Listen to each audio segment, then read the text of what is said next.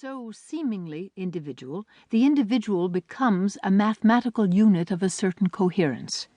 In a certain system, at least.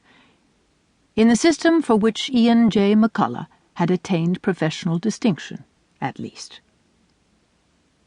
Though he never admitted it in public, but spoke of it readily enough in private to his friends, Ian had always thought it rather terrifying that unrelated individuals, wholly unaware of one another, nonetheless cooperated in a collective destiny.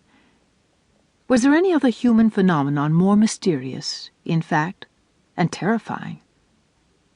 So many residents of a delimited geographic space will, in a delimited period of time, die of heart disease, cancer, AIDS, be victims of robbery, theft, assault, arson, murder, commit crimes themselves, commit suicide. Ian's own father, with whom Ian had never been close, had drifted away from the family when Ian was a boy, and was gone for years when news came of his death, and it was years later that Ian learned, accidentally, that his father had not died a natural death. Not even an alcoholic's natural death. He had committed suicide. Had shot himself in the mouth with a borrowed .45 caliber revolver. The knowledge had made little impression on Ian, since by that time he had more or less forgotten his father, to the degree to which he suspected his father had forgotten him and the family.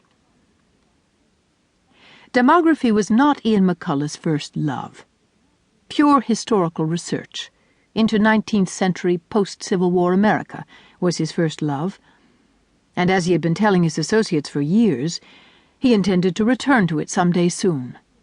As soon as he completed the study at hand, acquitted himself of his numerous professional responsibilities, broke free of certain commitments. The journal, for instance, would be particularly difficult to give up. Ian had raised it from its prior status as an exponential and footnote-laden academic publication with a modest circulation, mainly to university libraries, to its current status as a publication of far more general interest and some controversy. Not only eagerly read by, but contributed to by, the most renowned specialists in the field. "My success is my problem," he said, and his friends laughed with him and agreed, for many of them were burdened with the same problem. They were, like Ian McCullough, successes in their fields, well into middle age, yet still youthful, comfortably well off beyond all dreams and expectations of graduate student days, yet still ambitious. Though ambitious for what, none could have said.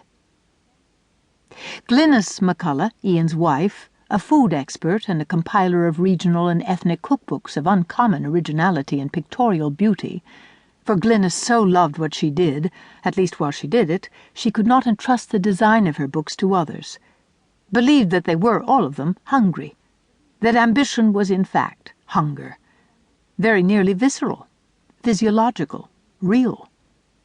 And since hunger is nature, it is surely natural, isn't it? The McCulloughs had one child, one surviving child, a daughter, Bianca, now 19 years old. Another child, a boy, had died only a few days after birth, so many years ago now that Ian consoled himself with the possibility that the hurt and bitterness and inchoate rage that still rose in him at the memory, a rush of unwanted and even dreaded adrenaline in his veins, was factitious and not genuine.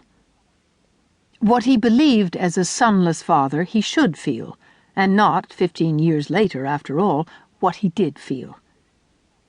For surely he was recovered from the shock and grief by now. As Glynnis gave every sign, and had done so for years, of being recovered. "Just don't think about it, Ian," she'd said. "Think of other things.